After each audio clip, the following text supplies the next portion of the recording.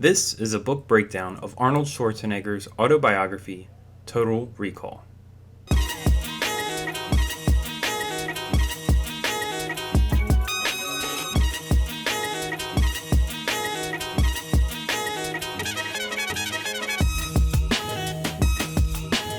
I'm breaking down some of the most influential books I've ever read, extracting some of the most important information that I can find so that hopefully you can apply it to your own life.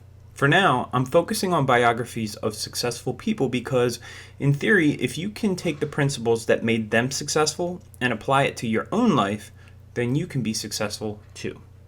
At least, that's the goal. We can learn from others who've been successful in the past so that we are successful as well. And in this video, we're going to learn from Arnold Schwarzenegger and cover 3 keys that led to his success.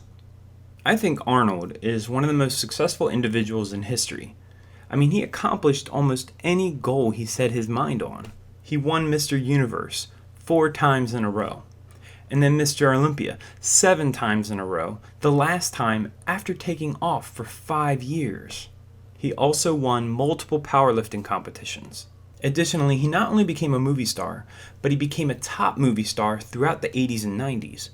I mean, his movie career has stretched over 5 decades, and he's still making movies today. And did you know that he actually made his first million in real estate, not the movies? Now tell me that's not achievable for any of us. It's totally doable.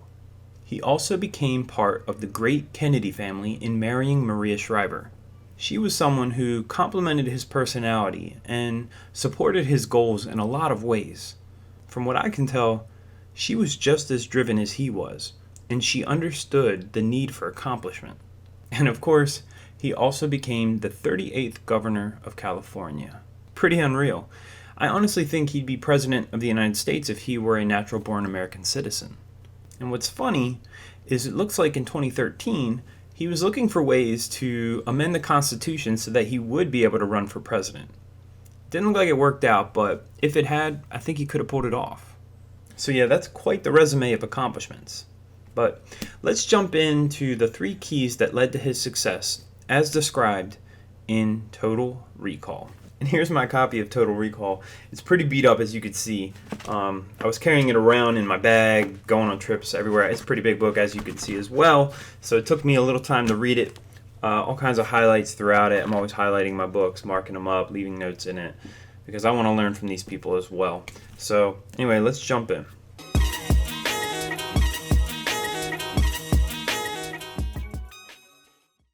The first key to Arnold's success was having a vision.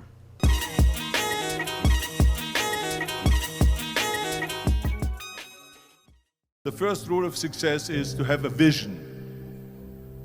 You see, if you don't have a vision of where you go, and if you don't have a goal where you go, you drift around and you never end up anywhere. It's like you can have the best ship in the world, you can have the best airplane in the world. If the pilot or the captain doesn't know where to go, it would just drift around. It would not end up anywhere, or most likely in the wrong place. So I was very fortunate that I stumbled onto my vision.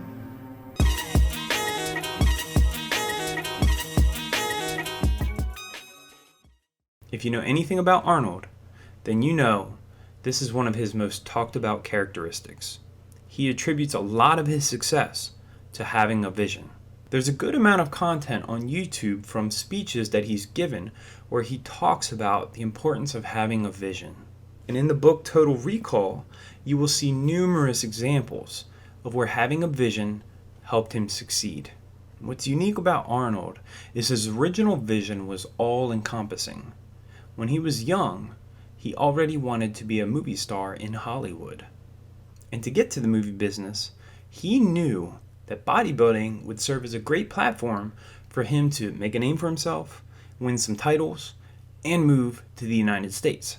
This was all part of his original vision. In the book, he states, I'm going to read it. In the weeks that followed, I refined this vision until it was very specific. I was going to go for the Mr. Universe title. I was going to break records in powerlifting. I was going to Hollywood. I was going to be like Reg Park.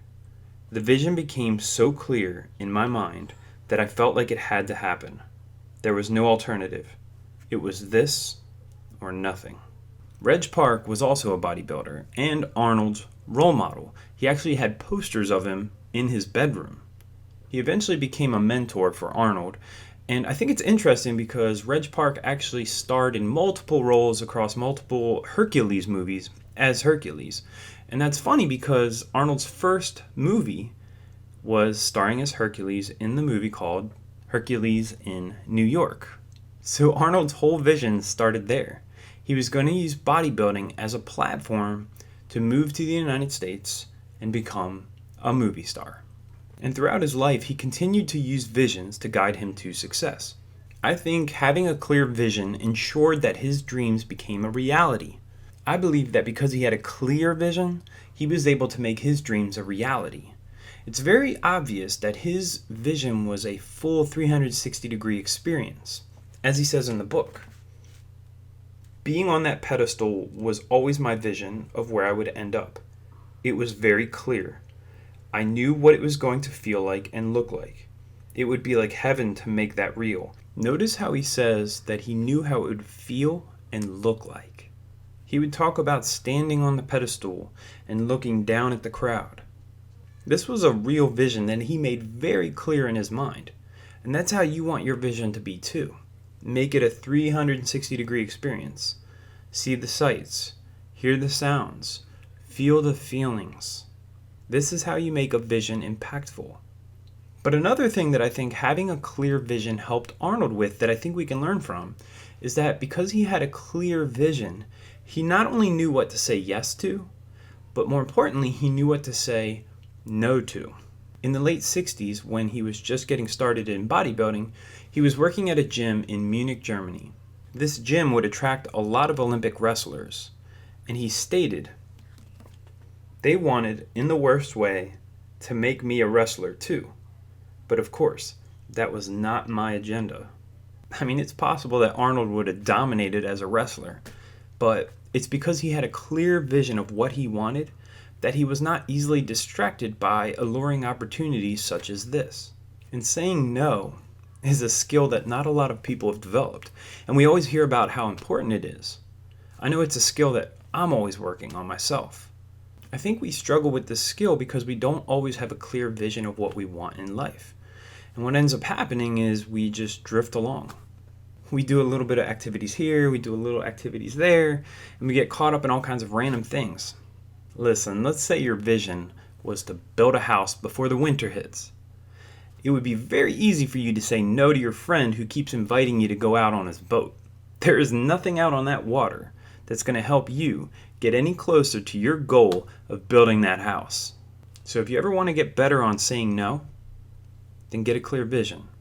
Vision was super important to Arnold. And if you didn't know, he actually lost his first Mr. Universe bodybuilding competition to a bodybuilder named Frank Zane.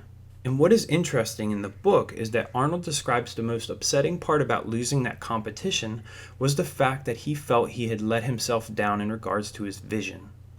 He says in the book, "I still felt the judging had been unfair, but I discovered this wasn't the real cause of my pain. It was the fact that I had failed, not my body, but my vision and my drive." And from that point forward, Arnold would begin his winning streak. You see, after losing that competition to Zane, he was so upset with himself for not giving it everything he had, for not preparing as best as he could. He had slacked a bit. He had partied a bit. He took his size for granted. He had failed himself. He had failed his vision. I mean, what expectations do you have for yourself? Have you ever fallen short of your own expectations? It feels bad, doesn't it? This is the power of a vision. It can teach you the harsh lesson when you've fallen off track. But if you don't have a vision, then you may not have learned this lesson. While you've saved yourself the pain of disappointment and frustration, you've also denied yourself the ability to live in accordance with your dreams and goals. You know, throughout Arnold's life, he would reflect back on his vision to guide him. In the book, he states, "No matter what I was involved in, part of my mind was always wondering, is this what I'm meant for? What is the mission here? I knew I was meant for something special, but what was it?" This is good guidance for you as well. It's like constantly looking at your map to make sure that you are on track to your destination. Anytime you get involved in an activity, you can evaluate its value based on its ability to get you closer to your goal. If it doesn't help at all, then you might consider saying no to the opportunity. Arnold also attributed having a vision to giving him the ability to carry out his day-to-day tasks freely. He states, "I found it liberating. Knowing exactly where I wanted to end up freed me to totally improvise how to get there." This is super interesting if you think about it. By knowing where you want to go and being very clear about where you want to go allows you to be less caught up in the details about how you're going to accomplish it. You can have fun and get creative. You can be a little more spontaneous when opportunities arise, and they will arise. You just might not notice them if you're not clear on what you want. And as I mentioned before, Arnold actually made his first $1 million in real estate. He spent 2 to 3 years doing research on real estate, and he stated, "I like the idea of owning an apartment building. I could picture starting with a small building, taking the best unit for myself to live in, and paying all the expenses by renting out the rest. That would let me learn the business, and as the investment paid off, I could expand from there. Over the next 2 or 3 years, I did research." Notice that he said, "I could picture starting with a small building." You see, he was visualizing again. And yes, he used visualization on the movie side of his career. Early in his career, when he signed a contract for multiple sequels of Conan, Arnold stated, "Even though there were a lot of ifs, signing that contract made me confident that I would be among the $1 million players in the movie business. So when I told Maria that was my vision, I knew that it could become real." And then he later stated, "I felt like my movie career had suddenly come into sharp focus. The vision had always been there, but hazy. I never knew which direction it would go or how I was going to get the big break." So you see, he was always reflecting back on his vision, even though he didn't know exactly how he was going to get there. But as his career progressed, he would reflect back on this being part of the big vision. And of course, he also had a vision about becoming the governor of California. In the book, he states, "I saw myself in Sacramento solving problems. I was not the least bit intimidated by the thought of a campaign. It was like every other major decision I'd ever faced. I thought about winning. I knew it would happen. I was locked in automatic pilot." Again, notice the wording that he's using here. It seems that whenever he was crystal clear about his vision, he was confident that he could accomplish it. So be sure to make your vision crystal clear as well.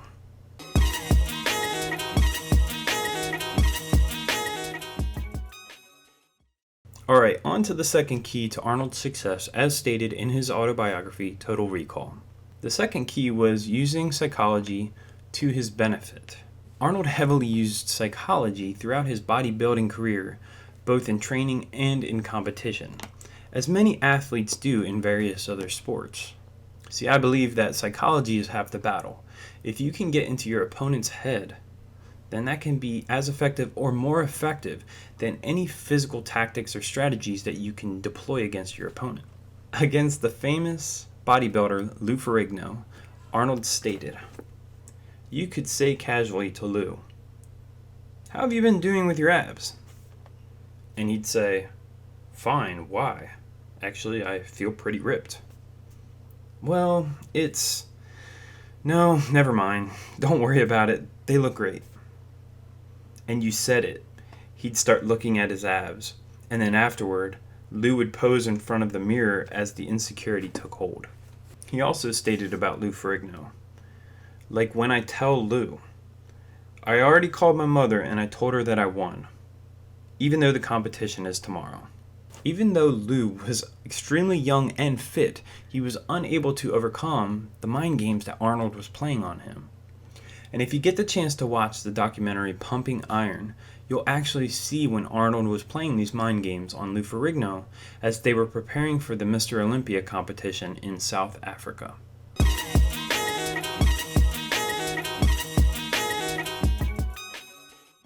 Should have had the Olympia early on, so everybody could relax and enjoy the They country. should have it in a month for him. He isn't even in shape yet. I mean, gee, he didn't get the timing right. I'm telling you. A month from now would have been perfect for you.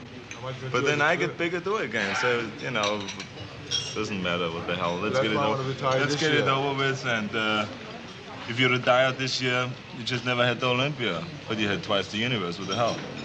That's not too bad either. Well, you could go on with the next 5 years. It's amazing. Can you imagine the feeling I have 6 times Mr. Olympia? I told you found the fountain of youth. It's incredible. 6 You could go on forever. It blows my mind when I think People about it. are going to get so tired. I called my mother yesterday already, and I said I won. She says, "Congratulations, Arnold." Well, anyway, listen, guys. Why don't we go? You go and help him pump up. Calm him down. Help him. Okay? I will. Don't screw him up this time. I don't want you in our pumping room. Okay?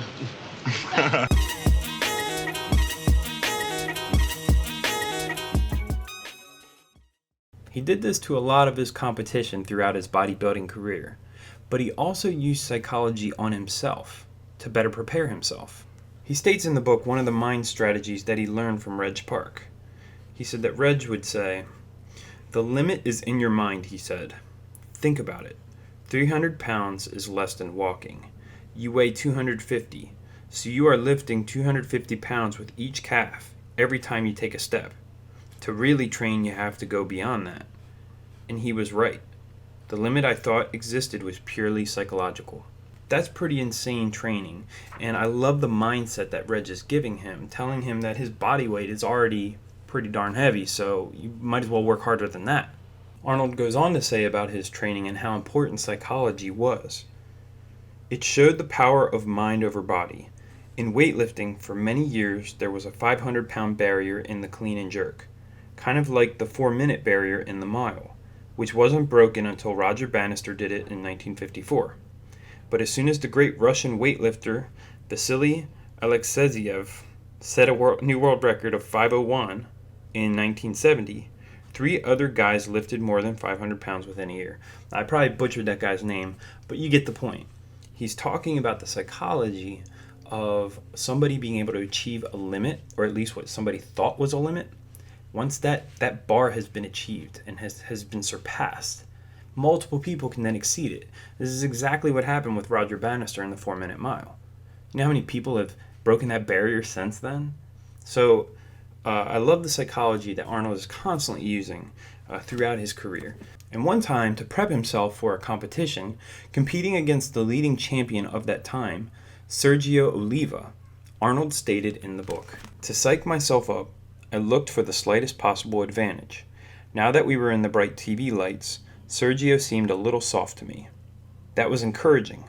I found that I could really anticipate his moves, and I started matching each pose." He also stated, "I was the one who was willing to go out. I was more eager than Sergio. I wanted the title more than he did." You see, that was all in Arnold's own head. Sergio didn't tell him this. He believed it. And Arnold also used psychology to keep himself focused throughout training. In regards to his brother dying, this is what he said. "All I could think to do was push this out of my mind so I could go on with my goals." And of his father's death, he said, "I was in shock and paralyzed. Yet frankly, I was also glad that the knee injury kept me from going because I still wanted to separate myself from that whole side of my life. My way of dealing with the situation was deny and try to move on." So again, there he's talking about the death of his father. If you get the chance to watch that documentary, Pumping Iron, you're going to see him talk about this. And he mentions how it's important that he have a cold mindset and heart in order to stay sharp, razor sharp, during competition and training. Look, we all have different priorities and values. Life happens. Things are going to come up. Things are going to happen. Loss will happen. And we all can make different choices on how those issues can affect us, how we choose to deal with them, how we choose to respond to them. I'm simply commenting on Arnold's choice to stay laser focused on his goals, to the point that many would not have the discipline or will for. This is what makes Arnold unique. And of course, Arnold used psychology to make himself a better actor. It's interesting to understand how he developed himself to become a better actor. In the book, he stated, "It was broadening my horizons to things that I'd ignored. In competition, I'd always walled off emotions. You have to keep your feelings under control or you can be knocked off track. Women always talked about emotions, but I considered it silly talk. It did not fit into my plan. Acting was just the opposite. You had to let things affect you and keep your defenses down, because that's how you became a better actor." He also stated about the psychology around being an actor. "To live your life as an actor, you can't be afraid of someone stirring up your emotions. You have to take the risk." You see, being an actor required a different side of Arnold. As mentioned before, part of what made Arnold such a phenomenal bodybuilder was that he was emotionless and ice cold around the sport. But acting required him to open up, to become more emotional, and he recognized this and adapted his psychology so that he could become a more effective actor. Additionally, what's really interesting is that Arnold actually used psychology to better integrate himself into the Hollywood community. He spent a lot of time going to parties and mingling with people in show business so that he could better adapt their tendencies, to get to know their lifestyles, to become better integrated, to become more a part of the show business culture. He stated, "I was not inside enough to be partying with them all the time, but I did get exposed to how the stars at that level lived and operated, what they were into, and how they moved around, and it inspired me to be there myself in a few years." So that was early on in his acting career. Later in his career, he says, "I went to every party I was invited to and was always the last to leave." That's how important it was to him. I mean, you're probably familiar with the old saying that you are a reflection of your 5 closest friends. Arnold used that tendency to his advantage by creating a new group of friends and associates who were in the movie business. This again enhanced his psychology in a way that better integrated him into the show business community. So where do you want to better integrate? Who do you need to more associate with to adapt your psychology to better integrate, to better fit in to the culture that you strive to be a part of?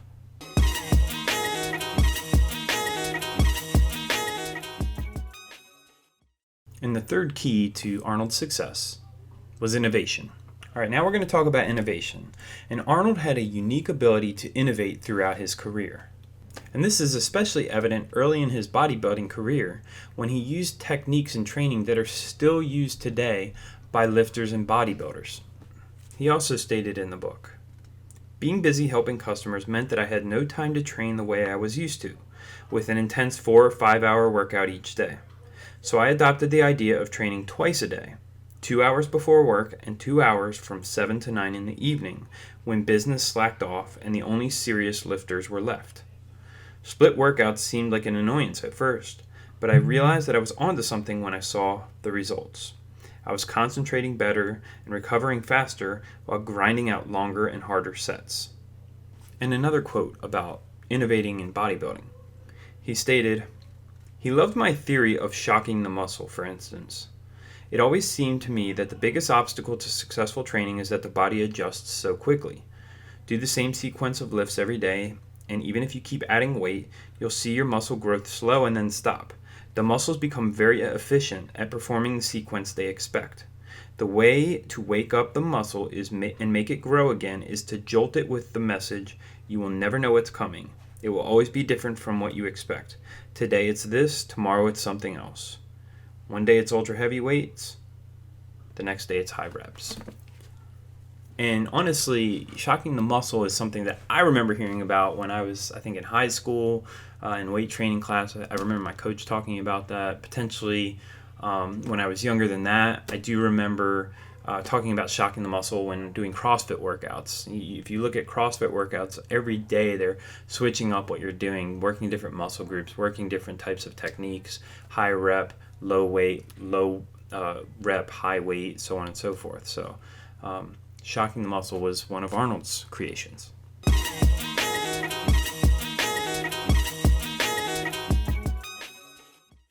So you have to go and use the shocking principle. the body and if this chest knows that I'm going to start with 135 and then I go to 225 and do 275, I'm going to go and start now with 315. And I'm going to do 20 reps with 315.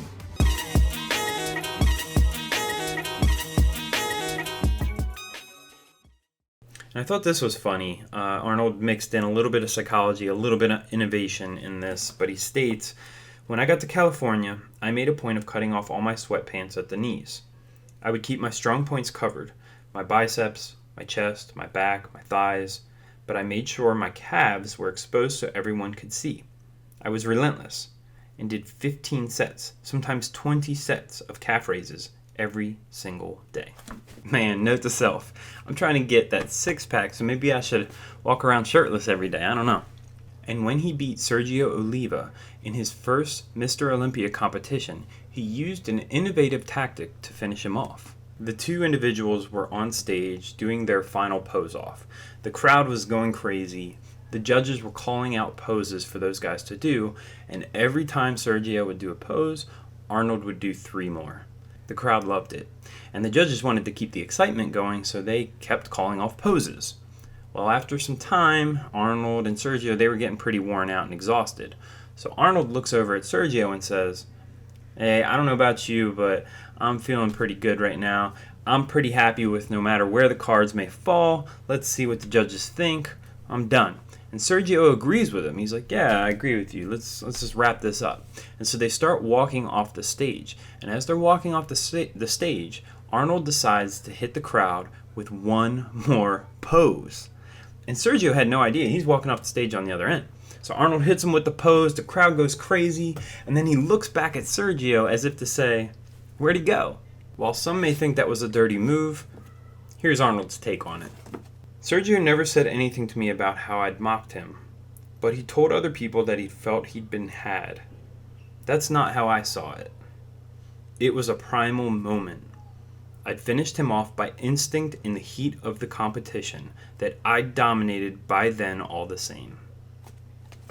Killer instinct. I think that tactic was probably pretty innovative at the time, although probably not repeatable. But the question for you is, how can you get innovative in what you're doing? How can you be remembered? Arnold wasn't just concerned about his physique, he was concerned about his mind as well.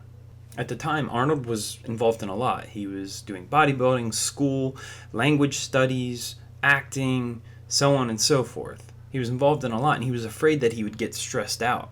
So he decided to explore transcendental meditation. He stated, "Transcendental meditation was popular with people on the beach in Venice." And he goes on to say, "They gave me a mantra and taught me to use a 20-minute meditation session to get to a place where you don't think." And that was to help clear his mind. So if you're juggling a lot in your life, look for ways to find balance too. What are some innovative ways for you to find balance? Have you ever tried meditation, yoga, working out? And finally, something that's really interesting. Throughout Arnold's career, his size, his accent, and his long last name were all factors that were working against him, kind of like weaknesses. But with Arnold's creativity, strength of vision, he was able to alter these weaknesses and turn them into strengths. He stated, "I was making my size, accent, and funny name into assets instead of peculiarities that put people off." You see, early on, a lot of these things caused him to struggle to get into the movie business, to become the lead actor in a role in a particular movie. They always wanted him to play the bad guy or whatever the case may be. So he pushed and got creative and pushed until he was that lead role in a movie, until these factors, these weaknesses, worked to his advantage. Alright, so there you have it, the 3 keys to Arnold's success as stated in his autobiography, Total Recall. Hopefully you learned something, and hopefully you can use this in your own life to help make you more successful. And finally, I want to close this video with a message to my children. I hope you guys learned something as well.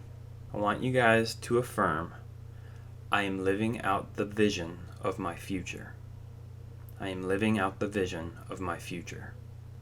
I want you to say this several times. I am living out the vision of my future. It's important that you do this Because you don't want to live somebody else's vision. And you don't want to live without any vision at all, directionless. Have a vision and strive to make it real. Do what makes you happy. And I love you. Thanks.